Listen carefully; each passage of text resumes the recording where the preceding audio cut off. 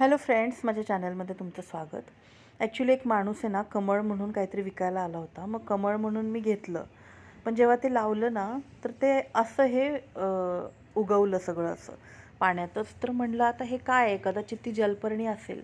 म्हटलं वाढू दे, नंतर आपण काढून टाकूया, वाढते तर वाढू दे म्हटलं.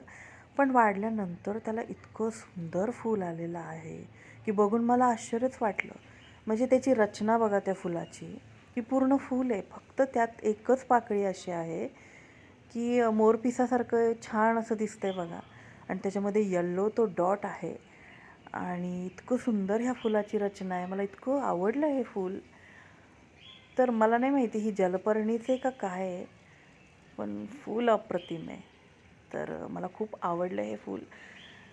तर तुम्ही मला कमेंट करून सांगा की हे खरं जलपर्णी आहे का, आणि असं फूल येतं का त्याच्यावर.